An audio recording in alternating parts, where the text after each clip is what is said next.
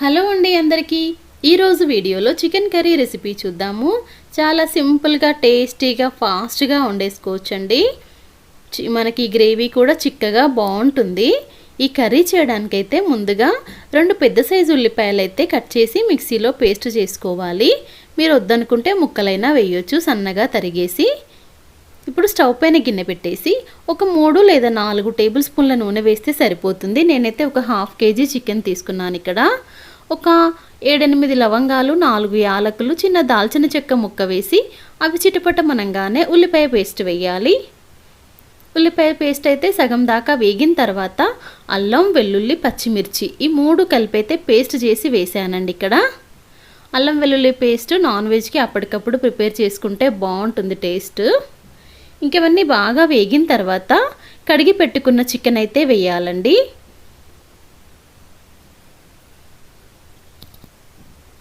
ఇంకా చికెన్ ఒక 5-6 నిమిషాలు అలా వేగిన తర్వాత ఉప్పు, కారం, పసుపు అయితే వేయాలండి. మన రుచికి తగ్గట్టు కారము, ఉప్పు, ఒక ½ టీ స్పూన్ దాకా పసుపు. నేనైతే 1.5 టేబుల్ స్పూన్ కారము, 1 టీ స్పూన్ అంత ఉప్పు, అర టీ స్పూన్ పసుపు అయితే వేసాను. ఇక్కడ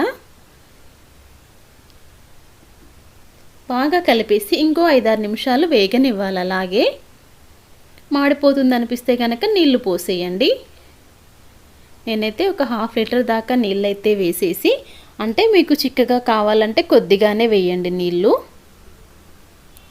ఇంకా మూత పెట్టి ఉడికించుకోవాలి. మధ్య మధ్యలో చెక్ చేసుకుంటూ ఉండాలి. ఒక 10 నిమిషాల దాకా ఉడికిన తర్వాత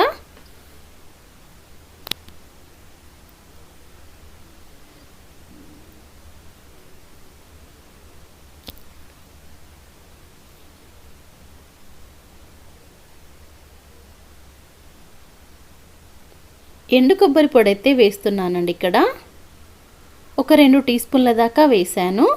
ఇంకా ధనియాల పొడి వచ్చేసి 1 టేబుల్ స్పూను, గరం మసాలా ఒక ½ టీ స్పూను, ఇవన్నీ వేసేసి మరో 10-15 నిమిషాలు ఉడికించామంటే చికెన్ మెత్తగా ఉడుకుతుంది. అలాగే గ్రేవీ కూడా చిక్కబడుతుంది. మీకు అంత పల్చన గ్రేవీ వద్దు, చిక్కగా కావాలి అనుకుంటే నీళ్ళైతే తక్కువ వేయండి. పొరపాటున ఎక్కువైతే కొంచెం హైలో పెట్టేసి కలుపుకుంటూ ఉండండి. ఒక 2-3 నిమిషాలు అలా ఉడికిచ్చామంటే వాటర్ ఎక్కువ వరకు ఎవాపరేట్ అయిపోతుంటాయి.